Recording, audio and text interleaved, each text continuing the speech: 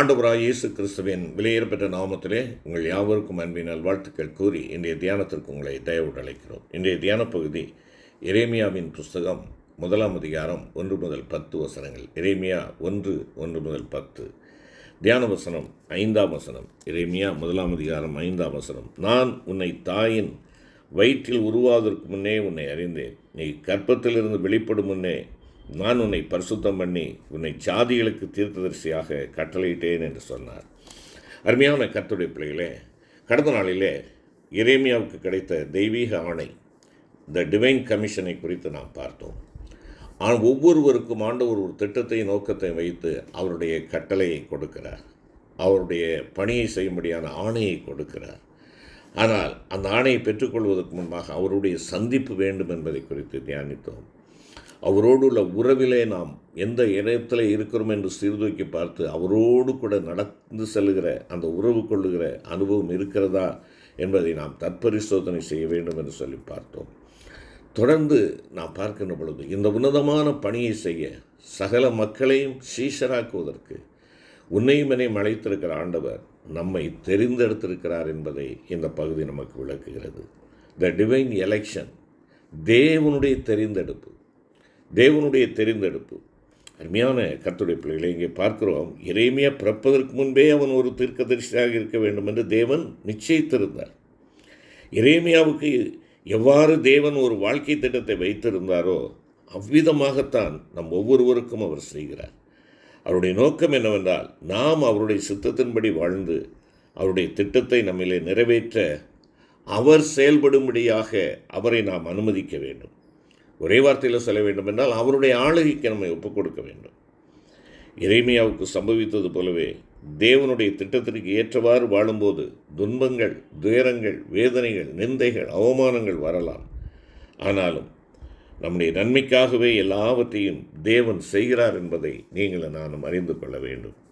ஆண்டவர் சொல்லுகிறார், பரிசுத்த யோவான் எழுதின சுவிசேஷம் 15ஆம் அதிகாரம் 16வது வசனத்திலே அவர் குறிப்பிடுகின்ற பொழுது, யோவான் 15:16, நீங்கள் என்னை தெரிந்து கொள்ளவில்லை, நான் உங்களை தெரிந்து கொண்டேன்.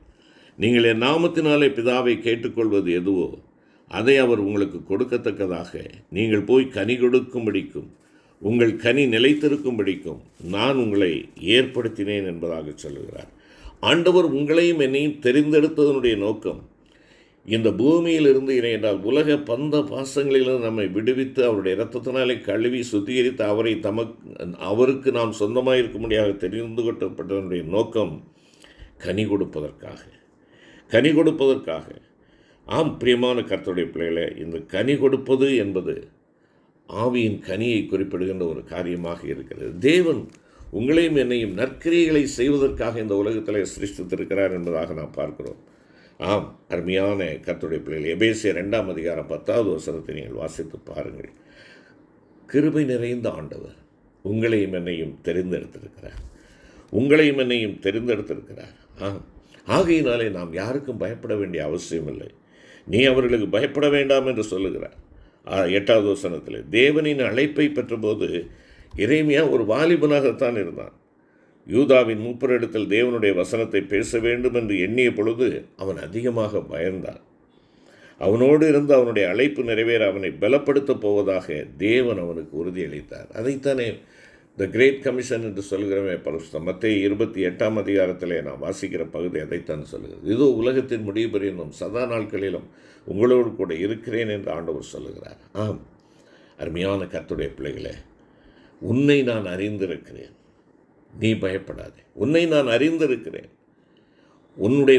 உன்னோடு நான் உறவு வைத்திருக்கிறேன் என்பதை நீ உன்னுடைய உள்ளத்திலே நீ மனதிலே இருத்திக்கொள் என்பதாக தான் அதனுடைய பொருளாக இருக்கிறது. உன்னை நான் அறிந்திருக்கிறேன். ஆண்டவர் உன்னை அறிந்திருக்கிறார். நீ ஆண்டவரை அறிந்திருக்கிறாயா?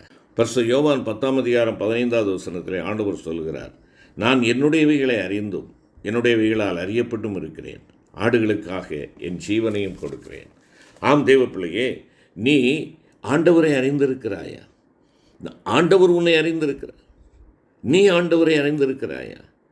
நீ பயப்பட வேண்டிய அவசியமே இல்லை. நீ ஆண்டவரை அறிந்திருந்தாய் என்றால் அவர் உன்னுடைய உறவிலே வாழும்படியாக விரும்புகிறார், உன்னுடைய உள்ளத்திலே வாசம் பண்ணும்படியாக விரும்புகிறார். அருமையான கர்த்தருடைய பிள்ளையே, ஆகையினாலே நான் என்னுடையவர்களை அறிந்திருக்கிறேன், என்னுடையவைகளால் அறியப்பட்டும் இருக்கிறேன் என்று சொல்லுகிறாரே, நீ ஆண்டவரை அறிந்த பிள்ளையாக நீ இருக்கிறாயா? 139 சங்கீதம் 13 முதல் 16 வசனங்களிலே பார்க்கின்ற பொழுது, தேவரீர் என் உள்ளேந்திரியங்களை அறிந்திருக்கிறீர் என்று சொல்லுகிறார். நான் கருவில் உருவாவதற்கு முன்பாக என்னை உம்முடைய கண்கள் கண்டது என்பதாக சொல்லுகிறார். ஆம், உன்னை அறிந்திருக்கிற ஒரு ஆண்டவர். நீ பயப்பட வேண்டிய அவசியம் இல்லை. உன்னுடைய பலவீனம் எது என்பது ஆண்டவருக்கு தெரியும். உன்னுடைய கஷ்டங்கள், உன்னுடைய மன போராட்டங்கள் என்ன என்பது உனக்கு தெரியாததை ஆண்டவர் அறிந்திருக்கிறார். நீ கவலைப்படாதே. உன்னை அறிந்திருக்கிற ஒருவர் உன்னை தெரிந்தெடுத்திருக்கிறார். நீ நல்லவன் என்பதினால் அல்ல, நீ நீதிமான் என்பதினால் அல்ல, நீ அவருடைய பிள்ளையாய் அவருடைய இரத்தத்தினாலே விலைக்கிரயமாக்கப்பட்டபடியினாலே, நீ அவருக்கு சொந்தமானதினாலே அவர் உன்னை எடுக்கிறார், உன்னை தெரிந்தெடுத்திருக்கிறார். ஆம், உன்னை அபிஷேகித்திருக்கிறார். அங்கே சொல்லுகிறார், நான் உன்னை அபிஷேகித்தேன் என்பதாக சொல்லுகிறார். பாருங்கள், நீ கர்ப்பத்திலிருந்து வெளிப்படும் முன்னே நான் உன்னை பரிசுத்தம் பண்ணி அங்கே அபிஷேகம். ஆம் தேவ பிள்ளையே, என் ஆண்டவர் உன்னையும் என்னையும் அபிஷேகிக்கிறவராக இருக்கிறார். அவர் என் தலையை எண்ணெயால் அபிஷேகம் பண்ணுகிறார், என் பாத்திரம் நிரம்பி வழிகிறது என்று சங்கீதக்காரன் சொன்னால் அல்லவா? நீ ஆண்டவரால் அபிஷேகம் பண்ணப்பட்டிருக்கிறாய். மறந்து போகாதே, நீ கலங்காதே. அபிஷேகம் ஆண்டவருடைய வார்த்தை சொல்லுகிறது, கருவில் இருக்கின்ற பொழுதே உன்னை அபிஷேகம் பண்ணினேன். என் அன்புக்குரிய கர்த்தருடைய பிள்ளைகளை, இங்கே அறிந்து கொள்ள வேண்டிய மற்றொரு சத்தியம் இருக்கிறது.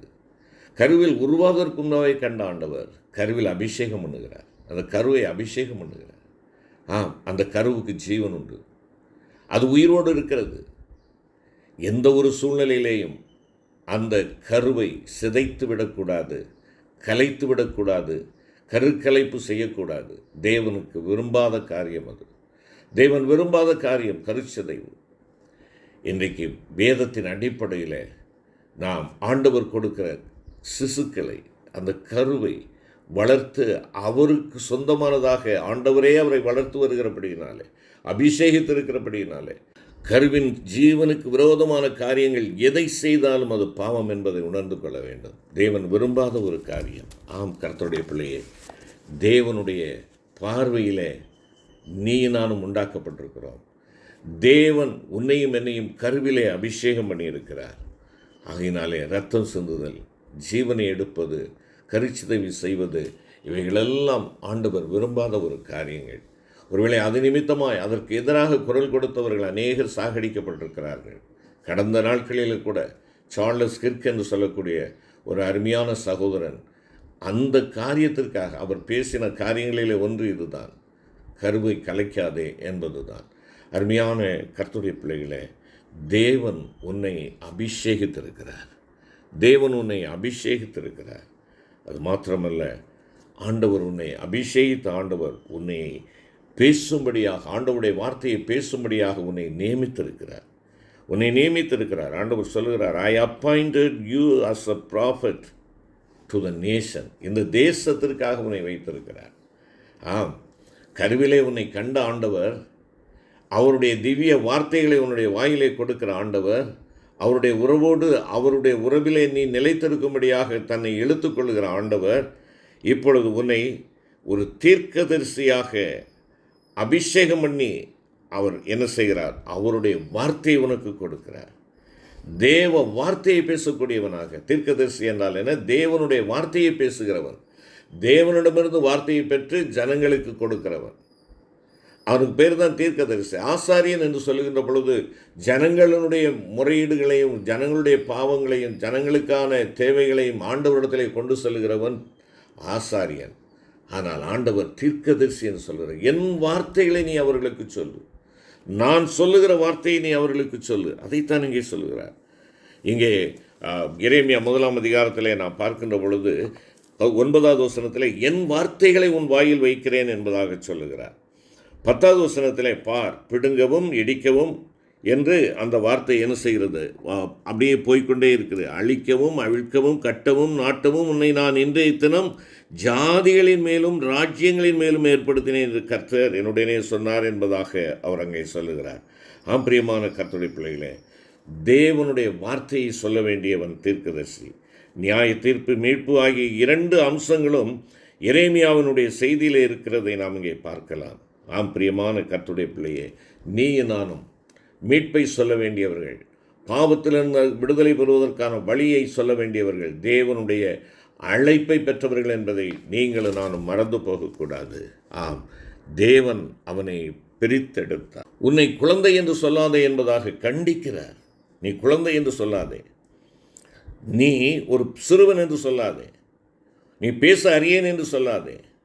நான் உன்னை தேர்ந்தெடுத்திருக்கிறேன், என் வார்த்தைகளின் வாயிலை நான் வைக்கிறேன், என்னால் நீ அனுப்பப்படுகிறவன், என்னால் நியமிக்கப்படுவன் என்று சொல்கிறார். தேவ நியமனம். நீங்களும் நானும் தேவ நியமனத்திற்காக ஆண்டவருடைய கரத்திலே நம்மை ஒப்புக் கொடுப்போமா? செபிப்போம். எங்களை அன்பின் ஆண்டவரே, எரேமியாவை தெரிந்து கொண்ட எங்களை அன்பின் தகப்பனே, எங்களையும் நீர் எங்களுடைய தாயின் கருவிலே நீர் கண்டீர். எங்கள் தாயின் கருவில் இருக்கின்ற பொழுது எங்களை அபிஷேகித்திருக்கிறீர். இந்த உலகத்திலே எங்கள் ஒவ்வொருவருக்கும் நாங்கள் வாழ வேண்டிய சில காரியங்களை கொடுத்து, எந்த பணியாக இருந்தாலும் எந்த உத்தியோகங்களாக இருந்தாலும் எங்கள் தேவனுடைய உறவிலே நாங்கள் இருப்பதை இந்த மக்கள் கண்டுகொள்ளத்தக்கதாக ஆண்டவரே, உம்முடைய வார்த்தையை சொல்லி உம்முடைய வார்த்தைக்கு நாங்கள் முதலிடம் கொடுக்கிறவர்களாய் வாழ்ந்து காட்ட எனக்கும் எங்களுக்கும் கிருபை தாரும். எங்கள் மீட்பர் இயேசு கிறிஸ்து மூலம் வேண்டிக் கொள்கிறோம் நல்ல பிதாவே. ஆமென்.